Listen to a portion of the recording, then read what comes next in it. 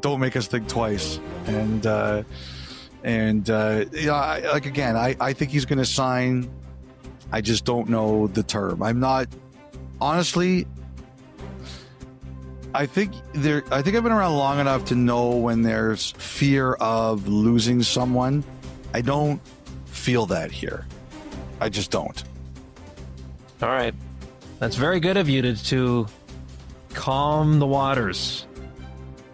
You usually like to do the opposite. So I'm hearing you out this time. It's summer. Everyone's supposed to be happy. Slackwater. This is happy time. This is happy time. Happy time. Yeah. That's great.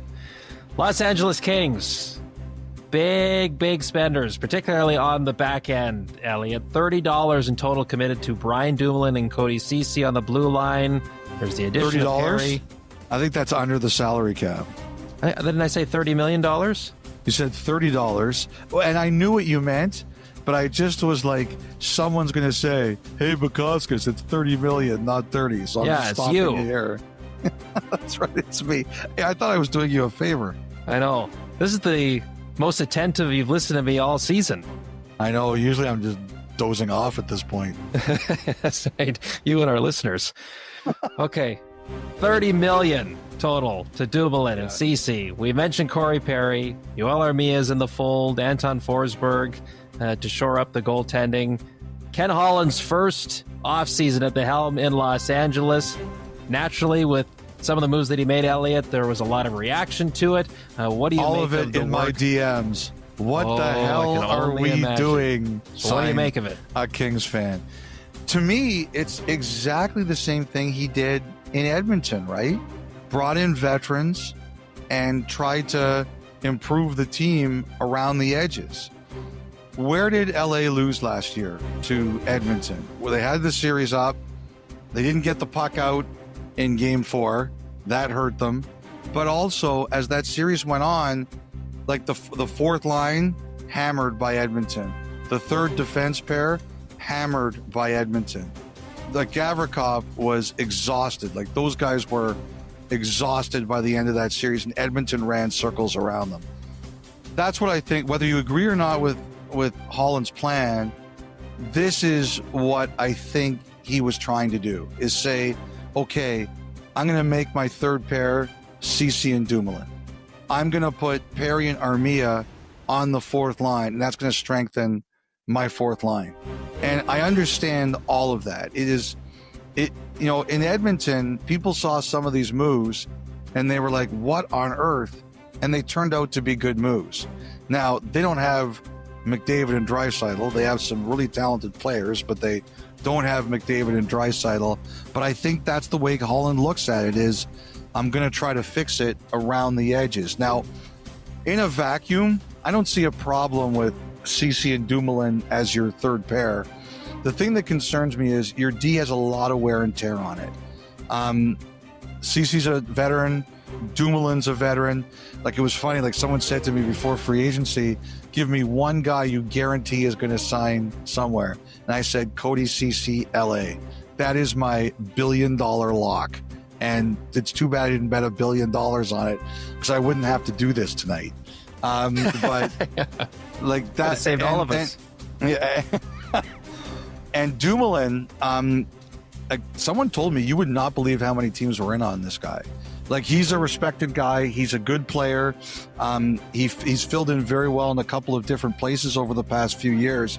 I heard there was a ton of interest in him, which is why he got the contract. He got, kind of like we were talking about with Jeannot in Boston. But the thing is, like, Joel Edmondson, I got all the time in the world for that guy. He's been hurt a lot. And Drew Doughty, and last year's injury was a fluke. You can't really say he's injury prone or anything like that. Like, there's 4 guys there, Ceci, Dumoulin, Edmondson, Doughty, that are older guys who've got a lot of mileage on them. Now, it doesn't mean they're not effective players, but that would make me nervous. I understand why people would look at that and be a little bit nervous about, will the group hold up? I think this is a massive year for Brad Clark. They traded Jordan Spence. I know some of the Kings fans weren't happy with the return. Someone said, I said, what would you have felt would have been acceptable? They're like, Batherson. I was like, come on, guys, you're not getting Batherson for Jordan Spence. Like, Let's be realistic here. But they just felt they weren't happy with the return. Clark, this is a huge year for him. I think this is a motivated player to take a step. But the thing is, there's onus on the Kings too to let Clark grow. Like, it can't just be, oh, here's a mistake, we're losing confidence in him. He's gonna make mistakes. Everybody makes mistakes. His end of the bargain is not making the same mistakes all the time, but they really have to commit to this guy for regular shifts, 80 games. It's time. Like, you look at what's around him on the blue line, you need him to get a shot to get to his full potential.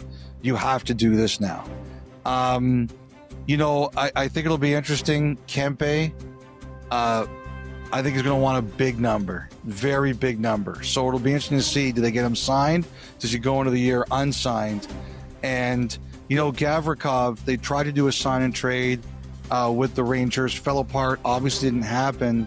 Like, it makes me wonder if LA ever really had a chance to re-sign him, or he was just determined to go to the Rangers. I don't really know, but he's a big loss for them. Like, I think he's a great player.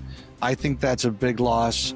I do think they went, like we reported in our pod after the draft, that Rasmus Anderson had turned down a deal, or a team didn't make a deal with Calgary because Anderson wouldn't sign long term. I think that was LA, as has now been reported. I